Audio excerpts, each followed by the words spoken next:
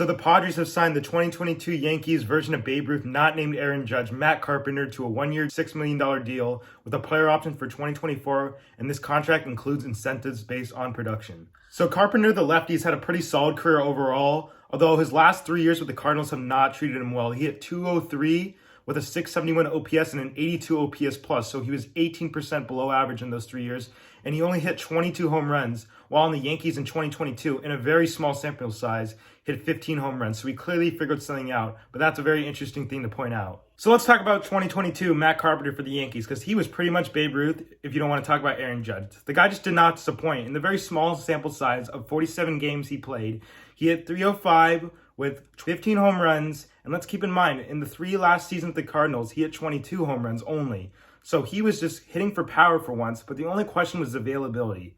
But I don't know if it was a fluke or not, like I've been saying, but that is an incredible amount of production for somebody who was 36 that year, and that's going to be huge for the Padres. Because what did we need? We needed another lefty bat and a good first baseman in DH, and we got that. And we picked him over Brandon Drury. I'll talk about that at the end of this video. But I think it was a pretty good pickup because this contract does come with incentives. It's not so much where it's, high risk, high reward. It's pretty much low risk, high reward. Hopefully we can get that 2022 Matt Carpenter for the Padres. I don't know if we will, but if we can get some level of that production, that's going to be huge for us.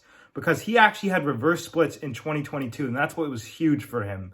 Because when a lefty hitter struggles a lot versus lefties, that's just the way to go. You got to put lefties in from the bullpen, and that's just how they pitch to him. But he hit .333 against left-handed pitching and .295 versus right-handed pitching. Granted, his power was there versus righties more, as he had 10 home runs versus righties and only 5 versus lefties. As long as he's hitting for average, that's going to be huge for him. So let's talk about Carpenter and availability and depth, because I think availability is the best attribute a player can have. You want them to be on the field. That's why Tatis is no good. If he's never playing, he's never getting any production. But the thing with Carpenter is that this contract is so low risk. That's why it was a great pickup. Because I do not expect Carpenter to be playing every day. I expect him to not even maybe be a starter all the time. But the biggest question is, will he stay healthy? And I doubt he will. I really do. He's going to be 37, like I said. He only played 47 games in the Yankees when he fractured his foot from a foul ball. I don't think he's going to be playing that much, but I think he's going to be in the lineup enough for him to make a valid contribution. And hopefully he'll have a good production when he's actually here. Because as long as he's hitting some home runs and just putting the ball in play, that's going to be huge for us because we need power. Playing in San Diego, it's a pitcher's ballpark. And I think 14 out of his 15 home runs in 2022 actually would have left at Petco Park. So that's a huge thing to note, that it's not just hitting Yankee Stadium specials. He's hitting the ball well. So my only gripe with this Carpenter contract is that the Padres seem to have chosen him over Brandon Drury. And the Angels actually signed him to a 2-year, $17 million deal. And that's an absolute steal in my opinion. After having that productive of a season, only getting $17 million over 2 years, that's crazy. And if I learned that it would have been that cheap just to sign Drury, why don't we just get both of them? But Drury was a very solid player for us.